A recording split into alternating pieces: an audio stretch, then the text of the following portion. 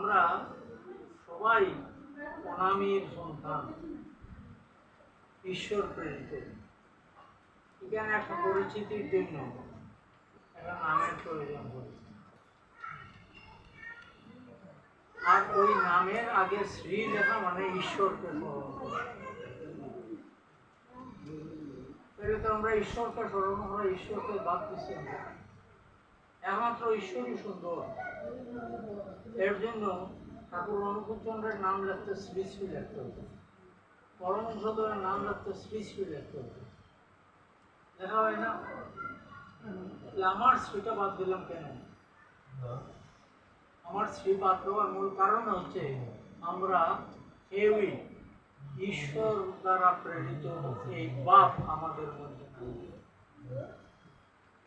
আমরা এখন রিপুর দ্বারা পরিচালিত হচ্ছি। রিপু যেখানে প্রবল, সেখানে মনুষ্যত্ব দুর্বল। আর যেখানে মনুষ্যত্ব সবল, সেখানে রিপু দুর্বল। রিপু যখন আমার মন দিয়ে পরিচালনা করব, তখন আমি মানুষ। আর আমি যখন রিপুর দ্বারা পরিচালিত হই, তখন আমি আর পশু একই। আমরা ঠিক এই স্তরে চলে গেছি। আর ওই স্তরে চলে যাওয়ার প্রমাণ প্রত্যেক ঘরে ঘরে আছে। এমন কোনো ঘর নাই এটা প্রমাণ দেওয়া যাবে না। কারণ এক ঘরে 2 ভাই 3 ভাই 4 ভাই হলেই ওই বিবাহের পর এখানে বিচ্ছেদ সৃষ্টি হবে। এখন এমন অবস্থায় আসছে, এখন পিতা পুত্রের মধ্যে অমিল হয়ে গেছে। পুত্র পিতাকে মান না। এরপরে কি আমরা বলতে চাই আমরা ধর্ম করি? ধর্ম করি মানে একটা পোশাক করি, ধর্মের একটা পোশাক। ঈশ্বর সেখানে জীবন্ত মিলন যেখানে আছে, সেখানেই স্বর্গ বলা হয়। আর অমিলন যেখানে আছে সেখানেই নরক। তাহলে আমরা প্রত্যেকটি গৃহহীন প্রায় নরকে পরিণত। আমাদের মূল শিক্ষাটা হচ্ছে মাতৃভক্তি, পিতৃভক্তি। আমরা যখন মাকে বাদ দিয়ে দুর্গাকালীর কাছে গেলাম, বাবাকে বাদ দিয়ে পাথরের শিশুর কাছে গেলাম, তখনই আমরা দুর্বল হয়ে গেলাম। তাইলে পিতা স্বর্গ, পিতা ধর্ম, পিতাই পরমন্তব, পিতরই প্রতিমা সর্বদেবতা নম। আমাদের যত মহাপুরুষ, যত প্রেরিত অবতার পুরুষরা আসছেন, সবাই কিন্তু মাতৃভক্তি, পিতৃভক্তি শিক্ষা দিয়ে। আমাদের এই গ্রন্থগুলাকে ধ্বংস করে দেওয়া হবে। আমরা আমাদের হিন্দু জাতি আমাদের ধর্মের নামটাই ভুলে গেছি। আমাদের ধর্মের নাম আর্য সনাতন ধর্ম। এটা বিকৃতি লাভ করে এখন হিন্দু ধর্মের পরিচিতি। হিন্দু ধর্ম যদি বলতে হয় তাহলে তো পাকিস্তান যেতে হবে, সিন্ধু নদীর পারে যেতে হবে। একটা সভ্যতার নাম। আর ধর্মের নাম হচ্ছে আর্য সনাতন। আর্য সনাতন ধর্মের গর্বে সব ধর্ম বিদ্যমান, কিন্তু আমরা আমাদের গ্রন্থগুলো রক্ষা করতে পারি না। মোহাম্মদ গৌরীর সময়ে পদ্মাবতী বলে সুন্দর নারী ছিল, তার স্বামী ছিল রাজা, নামটা ভুলে গেছে। মোহাম্মদ গৌরী এসে পদ্মাবতীকে দেখবার জন্য রাজ দরবারে আসলো, কিন্তু ওই রাজা তার স্ত্রীকে দেখালো না। পরবর্তী সময়ে ওই রাজ্য আক্রমণ করা হলো। রাজ্য আক্রমণ করার পর ওই রাজার সাথে আরো ছোট ছোট 1600 রাজা এসে যোগ দিলেন। কিন্তু 1600 রাজাই পরাজিত হলো। তখন এই 1600 নারী যদি তাদের এমনি যদি আত্মহত্যা করে, তাহলে তাদের দেহর উপরে হয়তো মানুষকে বিশ্বাস হতে পারে। ওই সময় তারা চিন্তা করলো যে আমাদের দেহটা স্পর্শ যাতে না করতে পারে, এই নারীরা একটা অগ্নিকুণ্ড জ্বালিয়ে 1600 নারী একসাথে অগ্নিকুণ্ডে ঝাঁপিয়ে পড়ে। এর থেকে আসলো এই স্বমরণ, যে স্বামী মরলে স্ত্রীও আগুনে নষ্ট হয়ে যায়। এই 1600 নারী মরণ থেকে তাহলে আমরা কত বড় বিতু জাতি, বীরু জাতি। আর ওই বীরতার মূল কারণটাই হচ্ছে আমাদের সৌন্দর্য। আমরা ধর্ম এক নয়, আমরা চিন্তা এক নয়। ধর্ম যদি এক না হয় তাহলে সৌন্দর্য আসবে না। আমরা বিভিন্ন অবতার পুরুষের দ্বারা আমাদের ধর্ম প্রতিষ্ঠিত হয়েছে। এই যে শ্রাদ্ধ ক্রিয়াটি আসছিল নিমিত থেকে, ওনার নাম ছিল ঋষি নিমিত। এইভাবে আমাদের শিক্ষা ব্যবস্থা আসছিল সাংস্কৃতিক থেকে, আমাদের বিবাহ আসছিল উদ্দালক থেকে, আমাদের এই যে জাহাজ, উড়োজাহাজ, মিসাইল, এগুলো আমাদের ঋষিদের সৃষ্টি ছিল। কিন্তু আমরা আমাদের সৃষ্টিকে রক্ষা করতে পারি নাই। মরদরাজ মুনি বিমান তৈরি করেছিল, এটাকে আমরা বলতাম আকাশের রথ, ইন্দ্রের রথ, বিমান না বলে রথ করেছে। এখন তো বলি রাইট ট্রান্সলেট করেছিল। আর কারণ আমরা আমাদের একেবারে চেতনাবিহীন জাতি। আমরা একটা কথা বলি আপনাদের, একদিন ঠাকুর নখ কাটতেছে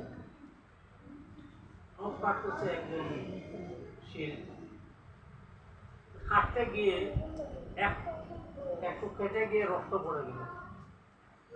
ঠাকুর খুব চিৎকার দিয়ে উঠলেন, বললেন শিগগির করে কলা পাতা নিয়ে আয়। কলা পাতা নিয়ে আসা হলো। কলা পাতা নিয়ে আসার পর বললেন ওই রক্তটা তুলে, বালু সহ তুলে পদ্মায় নিয়ে ফেলে দিল। ঠাকুর হাত দিয়ে টিপ দিয়ে ঘরে গিয়ে ওষুধ লাগিয়ে সন্ধ্যাবেলায় ঠাকুরকে জিজ্ঞাসা করা হলো যে ঠাকুর, এক ফোঁটা রক্ত পড়ে গেল, এর জন্য এত চিৎকার, এটা আপনার রক্ত পড়ে ওর জন্য নাকি? ঠাকুরের মুখটা একেবারে কালো হয়ে গেল। ঠাকুর বললেন, তোমরা এও বুঝো না, এই রক্তটা তো আমার নয়, এই রক্তটা আমার পিতার রক্তের সূত্রান পেয়েছি। এই রক্তের মধ্যে আমার পিতার রক্ত, আমার প্রপিতামহের রক্ত, আমার ঋষির রক্ত বিদ্যমান। এই রক্তের উপরে যদি আমি পা দেই, তাহলে আমার ঋষির উপরে পা দেওয়া হবে। এই জ্ঞানটা আছে আমাদের না। আমরা তো কত রক্ত পাড়া দিয়ে পা দিয়ে মুছে দেই। এই রক্তের উপরে পাড়া দিলে যে আমার দেহের মধ্যে যে ঋষি রক্ত বিদ্যমান, এই কথা তো আমাদের মনে আসে না। তাহলে আমাদের বুধ শক্তিটা এখন কোথায় যাবে? এর জন্য শ্রাদ্ধ করার কারণটাই হচ্ছে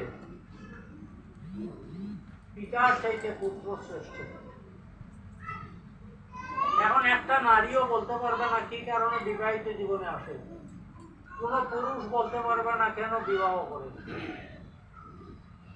এত সুন্দর শাস্ত্র পৃথিবীতে আর কোন ধর্মের সৃষ্টি হয় নাই। নারী বিবাহিত জীবনে আসে, একটি কন্যা যখন বিবাহ হয়, বিবাহের সময়ে স্বামী বিষ্ণুর পোশাক নিয়ে সে যায়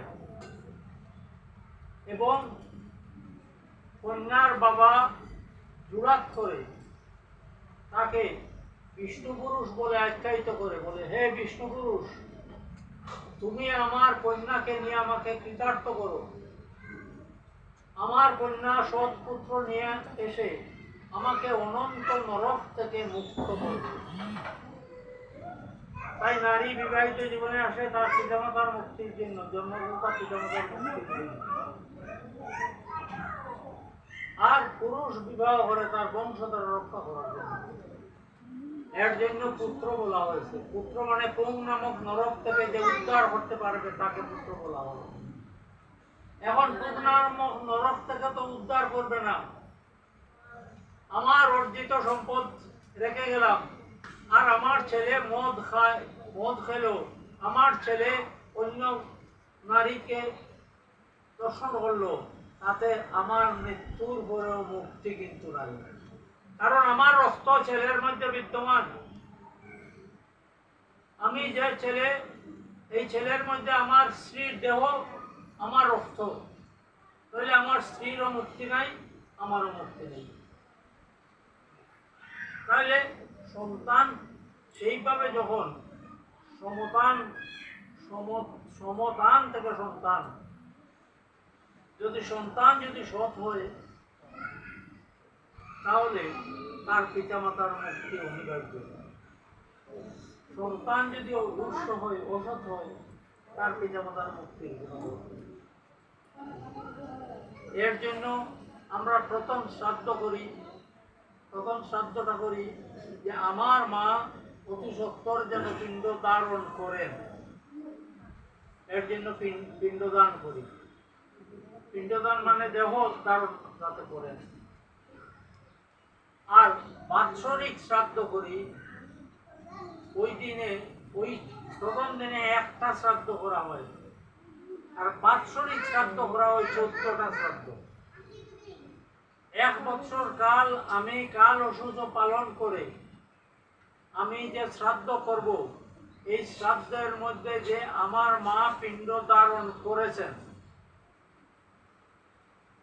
এই বিশ্বাস নিয়ে বাৎসরিক শ্রাদ্ধ করি। আজকের সমাজ সবচাইতে বড় একটা অসহায় হওয়ার মূল কারণ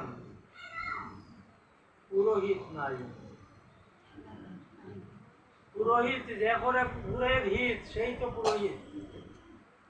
এখন হিতার্থে পুরোহিত নেই, স্বার্থান্ধ হয়ে পুরোহিতরা চলছে। যার জন্য ওই যে বিভীষণ গিয়ে রামচন্দ্রকে বলেছিলেন, লক্ষ্মণ যখন বিভীষণকে ধরে নিয়ে গেলেন, বিভীষণকে ধরে নিয়ে যাওয়ার পর রামচন্দ্র জিজ্ঞাসা করলেন যে তোমাকে কেমন করে আমি বিশ্বাস করতে পারি? আমি যদি অবিশ্বাসী হই, বিশ্বাসঘাতক হই, তাহলে আমি যেন কলির ব্রাহ্মণ হয়ে জন্ম নেব। এখন লক্ষ্মণ উঠছেন চোটে, গরম হয়ে গেছেন, দাদা বলে কি, বলে কলির ব্রাহ্মণ হয়ে জন্ম নেবে, ওষুধ থেকে সে ব্রাহ্মণ হয়ে যাবে। রামচন্দ্র বললেন তুমি কাঁদো। ও ঠিক কথাই বলেছে, কারণ কলির ব্রাহ্মণ হবে দুরাচারী, মিথ্যাবাদী।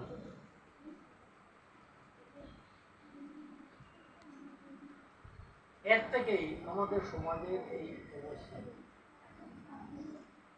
আমাদের এক গুরুভাইয়ের মা মারা গেলেন পুষ্কর দোষে। পুষ্কর দোষে মারা গেলে পরে আপনার পুরোহিতকে যদি বিধান দেন, তাহলে কমপক্ষে 80,000 থেকে 1 লাখ টাকা ব্যবস্থা করলেন। তো আমি আচার্যদেবের কাছে নিবেদন করলাম। আচার্যদেব তখন আমার বোন দেওঘরে থাকতো, আমার বোন গিয়ে আচার্যদেবকে বললো এইভাবে পুষ্কর দোষে মারা গেছে, কি করা? আচার্যদেব প্রথম বললেন যে এটা তো পুরোহিত বিধান দেয়, পরে বললেন আমি একটা বিধান দিতে পারি, সব তস্কর দুষ কেটে যাবে, যে ভালো করে সুন্দর করে সৎসঙ্গ দেন। ওই সৎসঙ্গ দেওয়া হলো, পুষ্কর দোষে বংশনাশ, বিটানাশ, সব কিছু নাশ হয়ে যায়। ওর কিন্তু বংশ নাশ হয় নাই, তার মেয়ে আছে আমেরিকায়, ছেলে আছে লন্ডনে, সে তো আরো আরো উন্নত হয়েছে। পুষ্কর দোষে ধ্বংস হয় নাই তো, কিন্তু বাস্তব প্রমাণ। তাই গুরুকর্মই শ্রেষ্ঠ কর্ম। গুরুকর্ম করার মধ্য দিয়ে আমাদের পিতামাতার মুক্তি অনিবার্য। আর যারা পরম পিতার পরম দয়ালের নাম পেয়েছেন, এই নামের একটা সার্থকতা আপনারা সবাই বুঝেন, চিন্তা করেন। আর ওই চিন্তাটা করলে পরে শান্তি আসবে আপনাদের মধ্যে, যে আজকে এখানে সবাই বসে আমরা প্রার্থনা করলাম না, প্রার্থনার মধ্যে আমি বাবনের প্রার্থনা একটা, আপনার প্রার্থনা একটা, তা তো হয় নাই। তাহলে ঈশ্বরকে বোঝনা করার যে পথ আমরা এই যুগে পেয়েছি, এই পরম দয়াল শ্রী ঠাকুর অনুকূলচন্দ্র এসে আজকে সবাইকে ঈশ্বরের পথে চলার যে পথ আমাদের নির্দিষ্ট করে দিয়েছেন। আর আমরা যদি ওই পুরোহিত, আজকে আমাদের কাছে পরম দয়াল শ্রী ঠাকুর অনুকূলচন্দ্র দেহ নিয়ে চলে গেছেন, কিন্তু তার পুরোহিত রেখে গেছেন আচার্যদেরকে। আমরা আচার্য নিষ্ঠা নিয়ে যদি আমরা চলি, আচার্যকে জিজ্ঞাসা করে যদি চলি, আচার্যের পথে যদি চলি, তাহলে আমরা মুক্তি পাব। আর যারা ঠাকুরকে জিজ্ঞাসা করে, ঠাকুর আপনার নাম নিয়ে যদি কিছুই না করে ওর কি হবে, ঠাকুর বললেন ও আর ইতর্জনী প্রাপ্ত হবে না, ও আর ইতর্জনী প্রাপ্ত হবে না। 8 ধরনের পাপ আছে, সেই পাপ সেই পাপীদের শ্রীকৃষ্ণ বলেছিলেন হত্যা করতে হবে। 8 ধরনের পাপী। আর পরম দয়াল শ্রী ঠাকুর অনুকূলচন্দ্র বলেছেন আমি সব পাপ মোচন করে দেব। তুমি গো হত্যা করো, ব্রহ্ম হত্যা করো, তারপরেও আমার কাছে আসতে পারে, আমি সব পাপ। এটাই এই যুগের অবস্থানটা বোধ করে চলা আমাদের জন্য খুবই শক্ত। কলি চরমে চরম প্রকাশ, কলির থেকে সত্যর জন্ম নেবে। আর ওই সত্যের সৃষ্টির জন্য পরম দয়াল শ্রী ঠাকুর আবির্ভূত হয়ে আমাদের দিয়েছেন কি দীক্ষা, শিক্ষা, বিবাহ। আমার দীক্ষা নিতে হবে, আমি শিক্ষাটা গ্রহণ করতে হবে। শিক্ষা এখন যে ব্যবস্থা শিক্ষা, এই শিক্ষাটি আমাদের পিতৃভক্তি, মাতৃভক্তি, তার মধ্যে ভক্তির কোনো শিক্ষা নেই। পিতৃভক্তি মাতৃভক্তি তো বাদ দেন। আগে আমরা যখন লেখাপড়া করতাম, তখন আমার প্রাইমারি স্কুলের মাস্টারকে দেখলে দেবতার চেয়ে বেশি ভক্তি করতাম।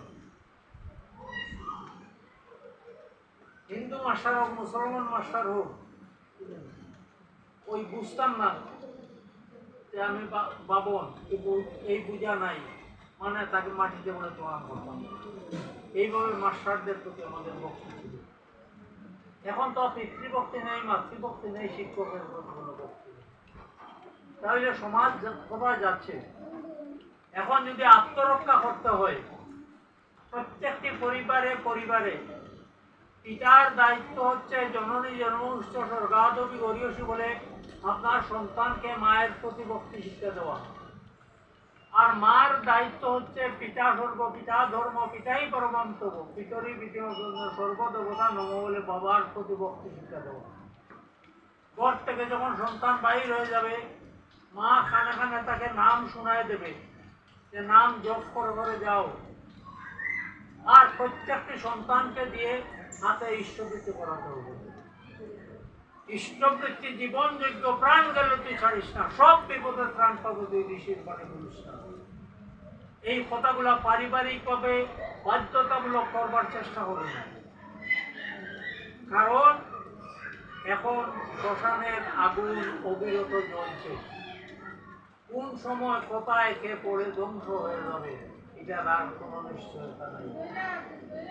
হয়তো কিছুদিন পৃথিবীতে যে অ্যাটম বোমা তৈরি আছে, এই অ্যাটম বোমা গুলা যদি ফাটে তাহলে এই পৃথিবীর মতো 1000 পৃথিবী ধ্বংস হয়ে যাবে।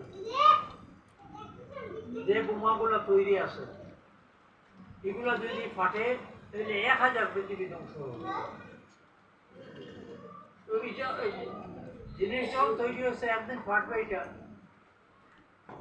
আর ঠাকুর এই গ্রান্টি দিচ্ছেন যে যত বড়ই যা কিছুই ধ্বংস আসুক না কেন, যারা আমার কথা মেনে চলবে তারা এর মধ্যেও তারা বেঁচে থাকবে। তাহলে বাঁচতে গেলে আমাদের কি করতে হবে? আহারের শুদ্ধতা। আহারের শুদ্ধতা না আসলে মনের শুদ্ধতা আসে না। এই পৃথিবীতে সবচেয়ে চঞ্চল প্রাণী কোনটা? তো চিন্তা হচ্ছেন?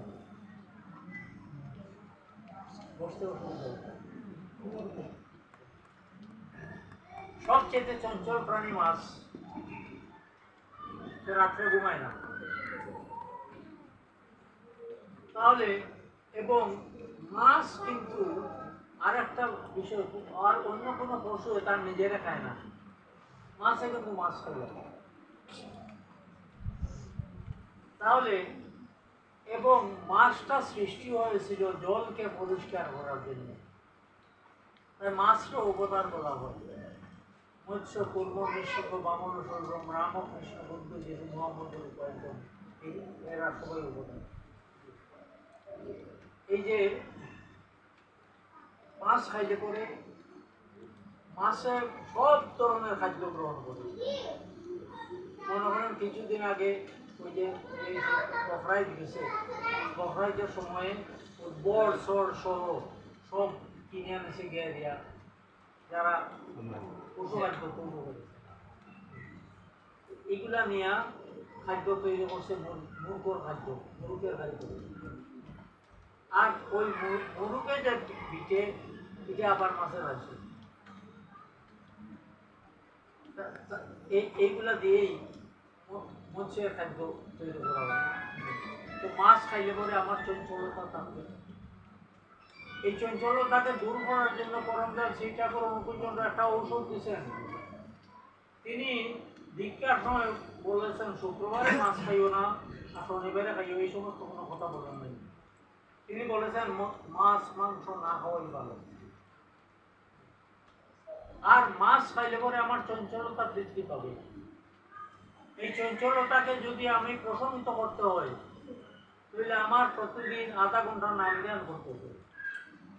আমার ভোরবেলা ঘুম থেকে উঠতে হবে, ঘুম থেকে উঠে আমার নাম ধ্যান করতে হবে, নাম ধ্যান করে আমার ইষ্টবৃত্তি করতে হবে, আমার ইষ্টবৃত্তি করে প্রার্থনা করে তানকুনি পাতা আমার খেতেই হবে।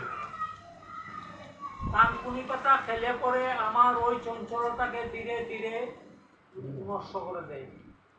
থানকুনি পাতা খাইলে পরে আমাদের চঞ্চলতার সবচেয়ে বড় বিষ হচ্ছে টক্সিন বিষ। এটা মাছের মধ্যে দিয়ে আমাদের মধ্যে সহজে প্রতিষ্ঠিত হয়, যার জন্য আমরা 1 সেকেন্ড একটা চিন্তা করে সিদ্ধান্তে যেতে পারি না। আমাদের মন খুব চঞ্চল। এর জন্য থানকুনি পাতা ডাটা সহ একটা থানকুনি পাতা সকালবেলায় খেলে পরে মানুষের মানসিক চাঞ্চল্যতা কমায় এবং রোগ প্রতিরোধক ক্ষমতা বৃদ্ধি পায়, আমাদের মনকে শান্ত করায় এবং ওই যে কুখাদ্য খাওয়ার থেকে আমাদের বিরত করবার চেষ্টা করে, আমার রক্ত থেকে ওই বাপটাকে সরাই দেখতে চেষ্টা করে। এর জন্য যারা ঠাকুরের দীক্ষা গ্রহণ করেছেন, যদি পরিবার নিজের জীবনের মঙ্গল চান, আমি শাস্ত্র দিয়ে প্রমাণ করে দিতে পারবো, যারা বহিরঙ্গে জুলি নিয়ে চিপে নাম করে এরা নরকগামী। কারণ আমি ধর্ম যখনই বহিরঙ্গে দেখাবো তখনই আমি মানুষের কাছে, আমি ঈশ্বরের কাছে যাওয়ার কথা আমার নেই। অন্তরঙ্গে যখন আমি আমার ঈশ্বরকে স্থাপন করব অতি গোপনে, আমি এর জন্য উষায় নিশায় মন্ত্ররাধন চলায় বেড়ায় যোগ যথাসময় ঈশ্বর নির্দেশ মুক্ত করে সহজ কথা বলেছি।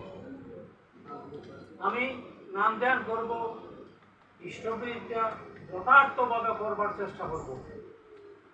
ইষ্টপ্রীতিটা আমার ইষ্টের বুকে লাগবে এমনও তো গতি আমার করতে হবে।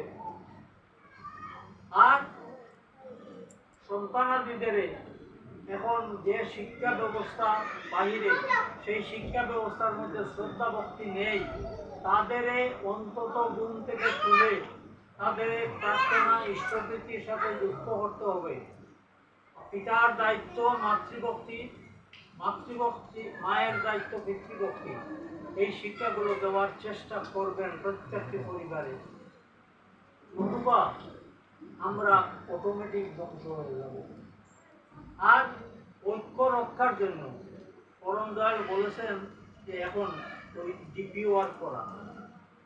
ডিপিওয়ার মানে এটা ইংরেজিতে দীক্ষা পত্র সমীক্ষা।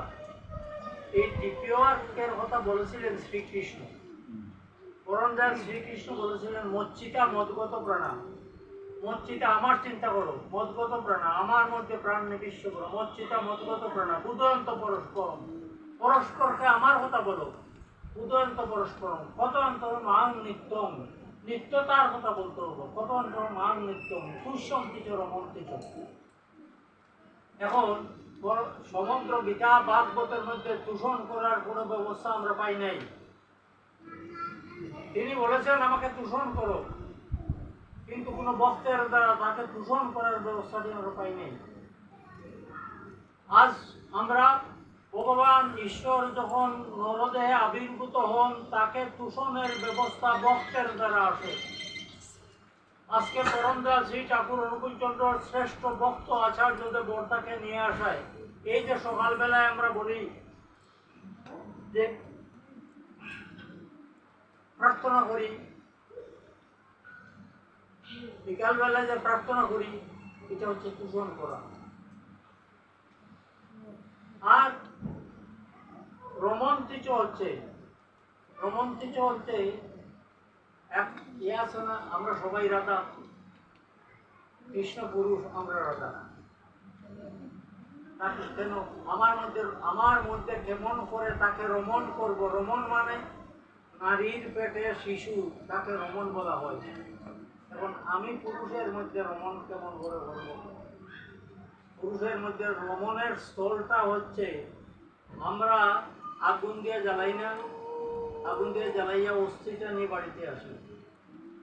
এই অস্থির মধ্যে এই যে চক্র ছবি দেওয়া আছে, এই চক্র ছবি যখন আমার অস্থির মধ্যে বসাতে পারবো, আমার জ্ঞান চক্ষুকে যখন বসাতে পারবো, তখন রমন্তি চলবে। এই রমন্তি যদি হয়ে যায়, তাহলে আমার মৃত্যুর সময়ে তিনি এসে আমার আজ্ঞা চক্র দাঁড়াবেন, আর তিনি এসে আমার আজ্ঞা চক্রে দাঁড়ালে পরে আমার মৃত্যুর পরে আমি তার সাথে চলে যাব। আর নতুবা আমরা যে এই বঙ্গদেশে জন্ম নিয়েছি, এই কারণে আপনার পূর্বজন্মে মৃত্যুর সময়ে যে পাপ ছিল, এর জন্য অস্থিটা বিশুদ্ধ জলে ফেলে দেই। আপনার মৃত্যুর সময়ে যে পাপ ছিল, ওই পাপটা যে মা গ্রহণ করছে, তার পেটে এ জন্ম নিছ। এর লাগিয়া ওই পূর্বজন্মের কারণে আমি ওই বঙ্গদেশে জন্মগ্রহণ করছি। তাহলে একটু দূরে, আমার বাড়ি থেকে 10 মাইল দূরে ভারত, আমি তো ভারতে জন্মগ্রহণ করতে পারতাম, কিন্তু আমার পূর্বজন্মের রেকর্ড যেটা, ওই রেকর্ড যে মা গ্রহণ করছে, তার পেটে আমি জন্ম করছি। তাই ওই রেকর্ডটার মধ্যে আজ্ঞা চক্রে যদি আমার ওই দয়ালকে যদি বসাতে পারি, এর জন্য আচার্যদেব আমাদের চক্র করে দিয়েছে। তাই এই দীক্ষা নিয়ে যদি আমি এইগুলা ঠিকভাবে গ্রহণ করে চলবার চেষ্টা করি, আমার পারিবারিক ভক্তি, আমার সন্তানাদির মধ্যে সেই ভক্তিভাব নরক সেখানে বিদ্যমান, যেখানে অমিলন সেখানেই নরক, যেখানেই মিলন সেখানেই স্বর্গ। তাই আমরা করুণা শ্রী ঠাকুর অনুকূলচন্দ্রকে গ্রহণ করে আমাদের মধ্যে প্রত্যেকের চেষ্টা করবেন যে বাড়িতে প্রার্থনা হয় না তার বাড়িতে গিয়ে প্রার্থনা যাতে প্রার্থনা করে